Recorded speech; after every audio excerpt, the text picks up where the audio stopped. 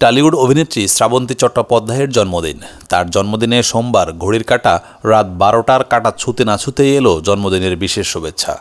Tollywood পরিচালক শুভ্রজিৎ নিজের ও শ্রাবন্তী চট্টোপাধ্যায়ের একটি ছবি ইনস্টাগ্রাম স্টোরিতে শেয়ার করলেন। কালো পোশাকে দেখা গেল অভিনেত্রীকে, আর ক্যাপশনে পরিচালক লিখলেন, তোমার এই বছরটা সবচেয়ে সুন্দর হোক, হ্যাপি বার্থডে গর্জিয়াস। দেবী চৌধুরানীর নিঃসন্দেহে বড় ব্রেক শ্রাবন্তী চট্টোপাধ্যায়ের কেরিয়ারে।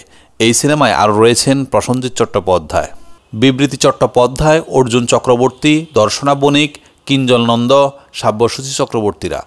ইতিমধ্যে শুটিং শেষ হয়ে গিয়েছে, চলছে পোস্ট প্রোডাকশনের কাজ। এই সিনেমার শুটিং শুরু হওয়ার আগ থেকেই রটেছিল সম্পর্কে জড়িয়েছেন শ্রাবন্তী আর শুভ্রজিৎ।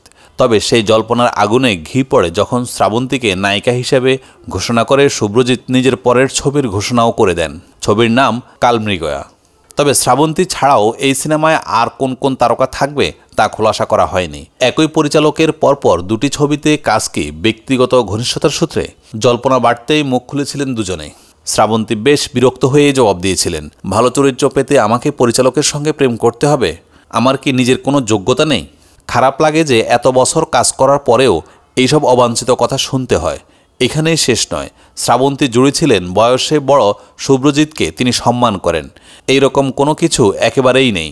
উইকিপিডিয়া বলছে পরিচালক বর্তমানে 48 আর শ্রাবন্তী পা রাখলেন 36 বছরে।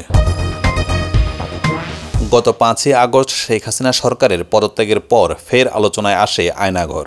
গুমের শিকার রাজনৈতিক কর্মী, সংগঠক ও বিভিন্ন পেশাজীবীদের ওই ঘরে আটকে রাখা হতো বলে জানা যায় গণমাধ্যম সূত্রে। আয়নাঘর নামে সিনেমা বানাবে জয় সরকার। এই সিনেমার অভিনয় শিল্পীদের নাম না জানালেও নায়িকা হিসেবে নির্মাতার পছন্দ ছোট পর্দার নিয়মিত মুখ কেয়া পায়েলকে। জয় সরকার বলেন, আমার প্রথম সিনেমা ইন্দুবালা, নায়িকা ছিলেন কেয়া পায়েল। তাকে নিয়েই এবারের সিনেমাটি বানাতে চাই। এছাড়া আরও তারকা অভিনয় শিল্পীদের দেখা যাবে। তিনি আরও বলেন, এখনও কেয়া পায়েলের সঙ্গে কথা হয়নি। সিনেমার চিত্রনাট্য নিয়ে ব্যস্ত সময় পার করছি। আয়নাঘরের কয়েকজনের সঙ্গে কথা বলে গল্প সাজাতে চাই। আমি চাই সত্যটা উঠে আসুক। শীঘ্রই অভিনেত্রীর সঙ্গে আলোচনায় বসবো শিডিউল নিতে।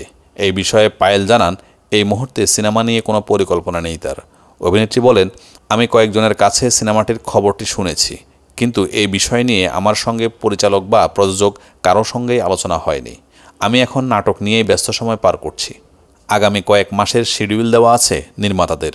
কদিন পরেই নাটকের শুটিং করতে দেশের বাইরে যাওয়ার কথা রয়েছে।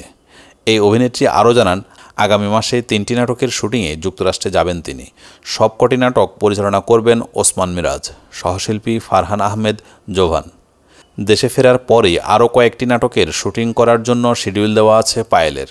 আয়নাঘর সিনেমার গল্প ও চিত্রনাট্য পছন্দ হলে অভিনয় করবেন কিনা এমন প্রশ্নের জবাবে পায়েলের উত্তর, এই মুহূর্তে সিনেমা নিয়ে কোনো পরিকল্পনা নেই তার। ছোট পর্দাতেই ভালো সময় পার করছি।